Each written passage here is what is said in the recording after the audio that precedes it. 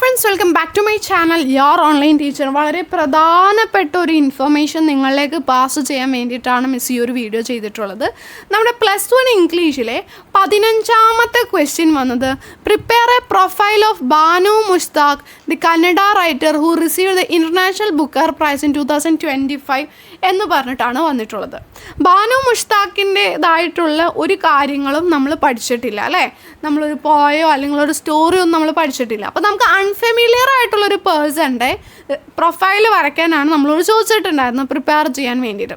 അപ്പോൾ അതിൽ bone, occupation, എന്താണ് റിപ്പോർട്ട് ചെയ്തത്, നോട്ടബിൾ വർക്ക്സ്, എല്ലാ കാര്യങ്ങളും നമുക്ക് തന്നിട്ടുണ്ടായിരുന്നു. പക്ഷേ പ്രശ്നം പറ്റിയത് എവിടെയാണെന്ന് വെച്ചിട്ടുണ്ടെങ്കിൽ ഈ ബാനു മുഷ്താഖ് ഫീമെയിൽ ആണോ മെയിലാണോ എന്നുള്ളത് ആ ഒരു പേരിൽ നിന്ന് നിങ്ങൾക്ക് ആർക്കും തന്നെ മനസ്സിലായിട്ടില്ല. ബാനു മുസ്താഖ് ഹി എന്ന് എഴുതിയവരുമുണ്ട്, ബാനു മുസ്താഖ് ഷീ എന്ന് എഴുതിയവരുമുണ്ട്. സോ ഇതിലൊരു കൺഫർമേഷൻ പിള്ളേർക്ക് അറിയാൻ പാടുണ്ടായിരുന്നില്ല.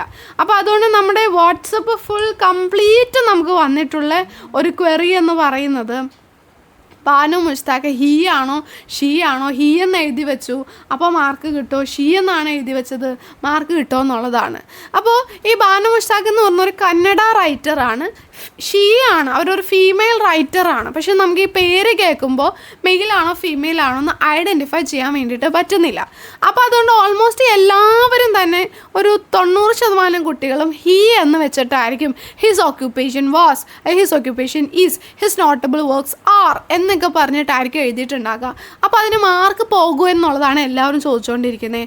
മാർക്ക് പോകുമെന്ന് ചോദിച്ചാൽ ഈ ഒരു പേര് നമുക്ക് ഐഡൻറ്റിഫൈ ചെയ്യാൻ പറ്റാത്തത് കൊണ്ടും ഇത് നമ്മൾ പഠിക്കാത്ത ഒരാളെ പറ്റി ആയതുകൊണ്ടും പിന്നെ ഇവിടെ ഇമ്പോർട്ടൻസ് ആ ഹീക്കുള്ളതിനല്ലല്ലോ, നമ്മളതിൽ കറക്റ്റ് നമ്മളെ ടെൻസുകളെല്ലാം കറക്റ്റ് ആണോ, ഗ്രാമർ കറക്റ്റ് ആണോ എന്നുള്ളത് നോക്കുള്ളൂ.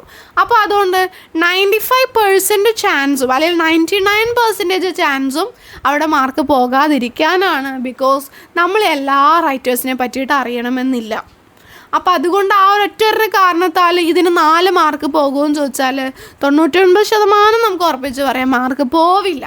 പിന്നെ എല്ലാവരിലും ഇങ്ങനൊരു കൺഫ്യൂഷൻ ഉള്ളത് കൊണ്ടും അത് ഡിസ്കഷനിലേക്ക് അവരുടെ നോട്ടിഫിക്കേഷനിലേക്ക് അവർ നോട്ടിഫൈ ചെയ്തിട്ടുണ്ടാകും, ഇങ്ങനൊരു കുഴപ്പം ഇതിൽ പറ്റിയിട്ടുണ്ടല്ലോ എന്നുള്ളൊരു അവരുടെ ഒരു നോട്ടിഫൈ ചെയ്തിട്ടുണ്ടാകും അവരെ ടീച്ചേഴ്സിന്. അതുകൊണ്ട് തന്നെ കമ്മിറ്റി കൂടുതലും തീരുമാനം എടുക്കുക എന്തായിരിക്കും, മാർക്ക് കൊടുക്കാൻ വേണ്ടിയിട്ട് തന്നെയായിരിക്കും അവിടെ തീരുമാനം എടുക്കുക. അപ്പോൾ അതുകൊണ്ട് വറീഡ് ആകേണ്ട, കഴിഞ്ഞു പോയ എക്സാമിനെ പറ്റിയിട്ട് അവിടെ നിങ്ങൾക്ക് മാർക്ക് കിട്ടാൻ തന്നെയാണ് ചാൻസ് ഉള്ളത്, മാർക്ക് പോകാനുള്ള ചാൻസ് തീരെ കാണുന്നില്ല. അതുകൊണ്ട് അവിടെ ആ ഒരൊറ്റ അതുകൊണ്ട് 4 മാർക്ക് എന്തായാലും പോകില്ല, ആ ഒരൊറ്റ റീസൺ കൊണ്ട് അങ്ങനെ പോവില്ല. അതുകൊണ്ട് മക്കളെ നിങ്ങളെല്ലാവരും ധൈര്യമായിട്ടിരിക്കുക. അടിപൊളി വീഡിയോസ് ഒരുപാട് ഇനി വരുന്നുണ്ട്. ഈ ക്വസ്റ്റ്യൻ പേപ്പർ നോക്കുകയാണെന്നുണ്ടെങ്കിൽ നമ്മളെ ഡിസ്കസ് ചെയ്ത അതേ സെയിം പാറ്റേണിൽ തന്നെയാണ് വന്നിട്ടുള്ളത്. എല്ലാവരും നല്ല രീതിക്ക് എസ്സേ നമ്മൾ പറഞ്ഞതാണ് വന്നിട്ടുണ്ട് അല്ലേ, എസ്സേ പറ്റിയിട്ട് വന്നിട്ടുണ്ട്, ലെറ്റർ ടു ദ എഡിറ്റർ വന്നിട്ടുണ്ട്, ഇമെയിൽ വന്നിട്ടുണ്ടായിരുന്നു, പിന്നെ അതേപോലെ തന്നെ ആ പ്രോഗ്രാം ചാർട്ട് തന്നെ സെമിനാർ റിപ്പോർട്ട് ചെയ്ത് വന്നിട്ടുണ്ടായിരുന്നു. ഇതൊക്കെ നമ്മൾ ഡിസ്കസ് ചെയ്തതായിരുന്നു. ലഹോളയുടെ ലൈവ് TV റിപ്പോർട്ട് ചോദിച്ചിട്ടുണ്ടായിരുന്നു, കോൺവെർസേഷൻ ചോദിച്ചിട്ടുണ്ടായിരുന്നു, അതുപോലെ തന്നെ മെൻ്റൽ സെൽഫ് കോൺഫിഡൻസിനെ പറ്റിയിട്ട് ഒരു എസ്സേ അല്ലെങ്കിൽ സ്പീച്ച് വരുമെന്ന് പറഞ്ഞു. ഇതെല്ലാം തന്നെ നമ്മൾ ഡിസ്കസ് ചെയ്ത കാര്യങ്ങളാണ്. അപ്പോൾ അതുകൊണ്ട് നമ്മൾ പറഞ്ഞു ഒത്തിരി ക്വസ്റ്റ്യൻസ് അതിൽ വന്നിട്ടുണ്ട്. നിങ്ങളെല്ലാവരും നന്നായിട്ട് എഴുതിയിട്ടുണ്ടാവും എന്ന് വിചാരിക്കുന്നു. ഈ പ്രൊഫൈലിൻ്റെ കാര്യം ഓർത്തിട്ട് ആരും വറീഡ് ആകേണ്ട, ധൈര്യമായിട്ടിരിക്കും കേട്ടോ. Thank you.